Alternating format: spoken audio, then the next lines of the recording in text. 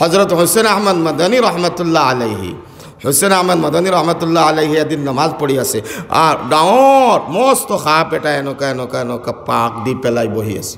হঠাৎ তেখেতৰ ওয়াইফে দেখিছে, চিঞৰ বাহৰ কৰিছে, গোটেই মানুহ আহিছে, সাপটো মাৰিছে, কিন্তু তেখেতে নমাজ পঢ়ি আছে, দেখা নাই। চলাম বিৰাণীৰ পাছত ক'লে যে ইমান মানুহ ইয়াতে খেলে, বোলে আপুনি গম পোৱা নাই নেকি হুজুৰ? বোলে নহয়। বোলে আপোনাৰ ইয়াতে মস্ত সাপ এটা আছিল, আমি মাৰিলোঁ। বোলে এইটোতো আমি গম পোৱা নাই, এইটোৰ নাম ইস্তেগৰাক হয়। আমি এনেকুৱা চাই মেলি যদি পৰুৱা এটা যায় তেন্তে আমি দেখিলোঁ, সঁচা না মিছা? সেইটো আমাৰ কাৰণে সম্ভৱ হয়? নহয়। তে আমাৰ কাৰণে কি হয়? খুশু খুজু কি হয়?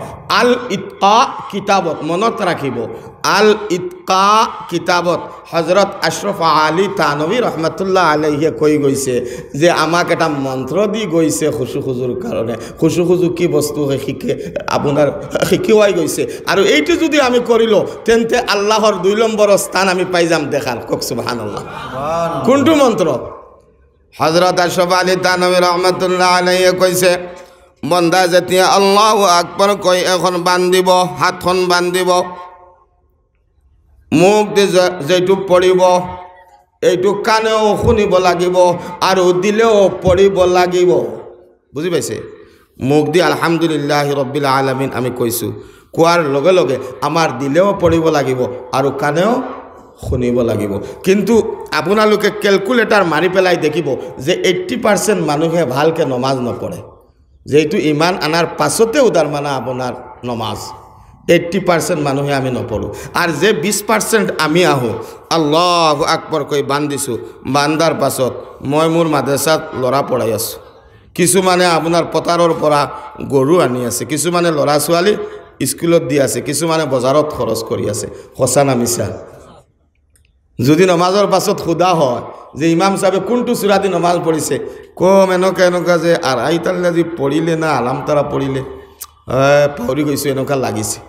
এই হুজুৰ মোৰ লগত আছিল, এটা মছজিদত গৈছোঁ, নাম নকওঁ, আমাৰ হুজাই এলেকাত মাগৰিবৰ নমাজ আছিলে। 200 মানুহ, ডাঙৰ মছজিদ, ডাঙৰ জাগা। ইমাম সাহেবে আমি 1 ৰাকাত পাইছোঁ, আমি বাচিছোঁ, নহ'লে আমিও সোমাই গ'লোহেঁতেন আৰু আজি নকলোহেঁতেন এইটো ঘটনা। আল্লাহ মাফ কৰক। আমি 1 ৰাকাত পাইছোঁ, ইমাম সাহেবে 2 ৰাকাতৰ সালাম ফিৰাই লৈছে। 40-50 জন মানুহ, এজনো কনফাৰ্ম নহয় যে ইমাম সাহেবে 2 ৰাকাতৰ সালাম ফিৰাই আছে। সালাম ফিৰাদিৰ পাছত এজনে আনজনক কৈছে নমাজটো 2 ৰাকাত হ'ল, নমাজটো 2 ৰাকাত হ'ল, কিন্তু কনফাৰ্ম নহয়। যদি এজন মানুহ কনফাৰ্ম হ'লেহেঁতেন তেন্তে তো ইমামক লুকমা দিলেহেঁতেন, আল্লাহু আকবার কৈ উঠিলেহেঁতেন। সঁচা নিছে? কি নমাজ পঢ়িছে ভাই? এইটো নমাজ হ'ল নি? নমাজ জানে 1 নম্বর কোয়ালিটি কাক কয় জানে? আন তা'বুদাল্লাহ কাআন্নাকা তারাহ। আমার ইয়াতে আলিম বেটা বহি আছে, আমার হুজুরও আছে, আৰু আলিম সকলক সুধিব। আমি এনে ওয়াজ নকৰোঁ, এই অমুক তমুক সেইবিলাক নহয়। আন তা'বুদাল্লাহ কাআন্নাকা তারাহ। 1 নম্বর কোয়ালিটির মানুষ হব যিজনে নমাজ পড়িব হে আল্লাহক দেখিব। কক সুবহানাল্লাহ। 1 নম্বর হয় নমাজ পড়ুতে আন তা'বুদাল্লাহ কাআন্নাকা তারা। যেতিয়া আল্লাহর ইবাদত করিব বন্দায় ভাবিব যে আল্লাহক হে নিজে দেখিব। আস-সালাতু মিরাজুল লিল মুমিনিন। হাদিসটা আছে না নাই আপোনালোকে শুনিছে? নিশ্চয় শুনিব, আপোনালোকে শুনা পাইছে যে মুমিনৰ কাৰণে নমাজ হল কি? মুমিনৰ কাৰণে মেৰাজ। এতিয়া ককচোন যে আল্লাহ ৰসুলে মেৰাজত যাই আল্লাহর লগত দিদার হয়েছিল নি না? হয়েছে। তেন্তে আমি নমাজত আল্লাহক দেখা পাইছো? কোনোবা কোনোদিন দেখা পাইছো? পাইছো। আমার এখানে দেখা পাইছে আলহামদুলিল্লাহ। 1 নম্বর কোয়ালিটি আমি দেখা পোৱা নাই, 1 নম্বর কোয়ালিটি নাই আমার এখানে পাইছে ইনশাআল্লাহ। আন তা'বুদাল্লাহ কাআন্নাকা তারাহ। 1 নম্বর কোয়ালিটির মানুষ হব এইজন মানুষ যিজনে ইবাদত করতে তার আল্লাহক দেখা পাব। কিন্তু আমি তো দেখা নাপাও। আমি কেনকা? আমি 1 নম্বরত নাই। এতিয়া 2 নম্বরত আহকচোন। 2 নম্বরত কি হয়? ফাইন লাম তাকুন তারাহু ফাইন্নাহু ইয়ারাক। ও বান্দা, যদি তুই আল্লাহক দেখা না পা তেন্তে তই এইটু দিলত বাবা যে আমাক আল্লাহে দেখি আছে। এইটু হল 2 নম্বর কোয়ালিটি।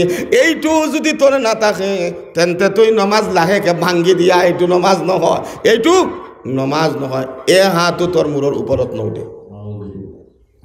সেইটো কাৰণত তো সেইটো হৈছে যে আল্লাহ কৈছে কোৰআনে কৰিমত নমাজে মানুহক বেয়া কাম আৰু বেহায়া আমি কামৰ পৰা বচাই ৰাখে কিন্তু মসজিদৰ পৰা ওলাই পেলাই কি কৰোঁ আমি গিবত আৰম্ভ কৰি দিওঁ মসজিদৰ পৰা ওলাই পেলাই সুদৰ মাতো আৰম্ভ হৈ যায় মসজিদৰ পৰা ওলাই পেলাই তাৰ মানে আপোনাৰ কোনপিনে কি কৰিম কাক ঠকিম কাৰ মাটি ঠেলাম সেইটো আৰম্ভ হয় না নহয় মুআজ্জিন হাজিৰিন কাৰাম হয় না নহয় ইল্লা মাশাআল্লাহ দুই এজন ও মুআজ্জিন হাজিরিন کرام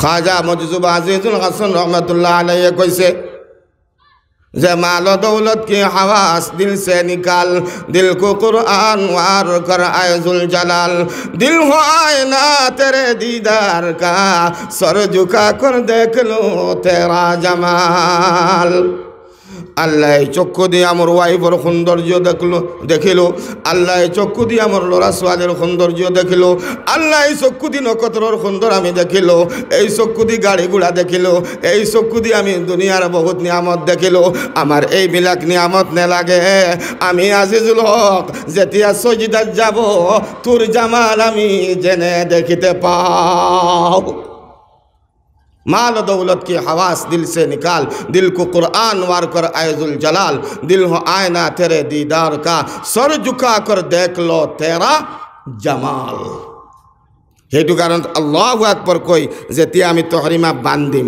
বান্দার লগে লগে আপনার যেটো আলহামদুলিল্লাহি রব্বিল আলামিন দিলেও কব লাগিব আলহামদুলিল্লাহি রব্বিল আলামিন কানেও শুনিব লাগিব এই তিনিটা মিলি পেলাই যেতিয়া হ'ব এইটো হ'ব খুশু খুজুৱালা নমাজ আর এনেকা নমাজ যদি আমি পড়িলো তেন্তে আল্লাহ ৭০,০০০ নূরের পর্দা আপনার গার পৰা আথুৰাই আমাক কব তোৰ চকু আৰ দিল ঠান্ডা কৰ মুখ দেখি পেলা ইনশাআল্লাহ আজিৰ পৰা হ'ব যেটো মুখ দি পড়িম দিলেও পড়িব কানেও শুনিব আর যদি এনেকা নহয় নমাজ ভাঙি দিব এইটো নমাজ নহয় এইটো নমাজ নহয় এক হাত ওপৰত না যায় এই কিতাবত হযরত আশরাফ আলী থানভী রহমতুল্লাহ আলাইহি আল ইতকা কিতাবত এটা ঘটনা আনিছে কইছে এনেকা যদি কোনো মানুহে দিল দি যেটো পড়ে আপনার দিলেও পড়ে আমার মুখ দি যেটো পড়ে মুখরে যেটো পড়ে দিলেও পড়ে কানেও শুনে এনেকা যদি কোনো মানুহে ৪০ দিন নমাজ পড়ে তেন্তে হে খুশু খুজুত হাসিল হয়ে যাব তার হে মত্তকি হয়ে যাব কক সুবহানাল্লাহ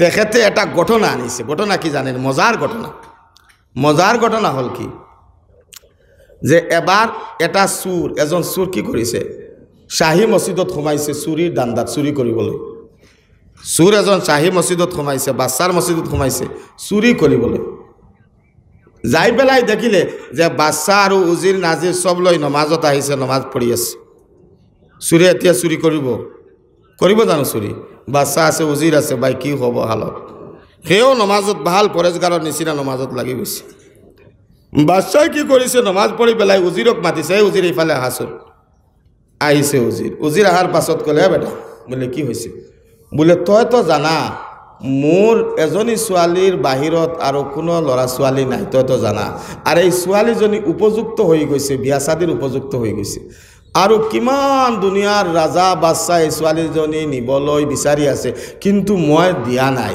এতিয়া মই এটা ধাৰণা কৰিছোঁ মোৰ দিলত আহিছে যে এজন মত্তকি পৰেজগাৰ ল'ৰা তই আনি দিবি আৰু এই ছোৱালীজনীয়ে আমাৰ ইমান দুনিয়া সুন্দৰী কন্যা এই ল'ৰাক আমি এই ল'ৰাৰ লগত শাদী দি দিম আৰু যেতিয়া শাদী হ'ব আধা মাল তাক দি দিম আৰু মই মৰাৰ পাছত হে পুৰা পাই যাব সুরে সব শুনি আছে নমাজ পড়ি আছে আর শুনি আছে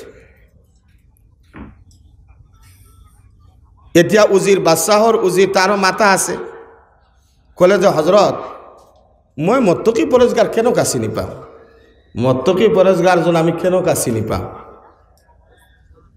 বাদশাহ এনেকা চকু মুদি পেলাই কলে হ্যাঁ দেখিবি যিজন মানুহে আপনার ৪০ দিন ইমামৰ পাছত তকবিৰে উলাৰ সহিত নমাজ পড়ে তাকো মত্তকি তই ধৰি লবি সুরে কলে বাপরে বাপ এতিয়া মত্তকি কেনকা হয় আমি সেইটোও পাই গলো এতিয়া ৪০ দিন ভালকে নমাজ পড়িম তকবিরে উলার সহিত মূৰখন আপোনাৰ কপালখন আসমানত লাগি গৈছে যায় এতিয়া আৰু চুৰি কৰিব নালাগে ৪০ দিন ভালকে নমাজ পড়িল আৰু তাৰ পাছত বাচ্চাৰ ছোৱালী শাদী কৰিল এতিয়া হে কি কৰিছে সদায় মসজিদত আগতে আহি পেলাই উজিৰৰ দেখা যেনেকা পায় এনেকা কৰি পেলাই এতিয়া নমাজ আৰম্ভ কৰে সুন্নত নফল মাৰি আছে তকবীৰ উলাটো দূৰৰ কথা সুন্নত নফল মাৰি আছে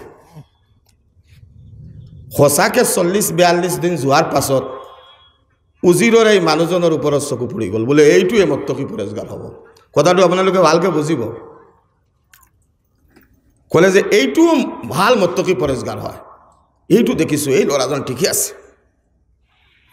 আৰু 4-5 দিন যোৱাৰ পাছত 45 দিন 50ৰ পাছত হাতত তাপকে ধৰিছে এনেকা ধৰি পেলাই গ'লে বেটা বোলে কি বোলে তোমাৰ তো কপাল খুলি গৈছে বোলে কি হৈছে তুমি বাচ্চাৰ দৰবাৰত বলা মোৰ লগত বলা তেতিয়াহে বেটা ক'লে নহয় বাচ্চাৰ দৰবাৰত তো ডাঙৰ মানুহসকল যায় মই কেনেকুৱা যাম মই তো সৰু মানুহ ভাই কাম কাজ কৰোঁ মই মোৰ লগত কি হয় কাম বাচ্চাৰ কি কাম কোনো কামটো নহয় ডাঙৰ মানুহ যায় বাচ্চাৰ দৰবাৰত মই যাই কি কৰিম মই যাই বাচ্চাৰ দৰবাৰত কি কৰিম ক'লে বেটা মই উজিৰে কৈছোঁ বলা এনেকুৱা দৌৰিছে আৰু তাৰমানে আপোনাৰ বাচ্চাৰ দৰবাৰত লৈ গৈছে যোৱাৰ পাছত বাচ্চাহক ক'লে যে হজৰত বাচ্চা বোলে কি বাচ্চা আপোনাৰ এইজন মত্তকি পৰেজগাৰ আমি পাই গৈছোঁ বাচ্চাহে এনেকুৱা চাইছে চাই মেলি ক'লে বাবা তোমাৰ তো কপাল খুলি গৈছে ভাগ্য খুলি গৈছে তোমাৰ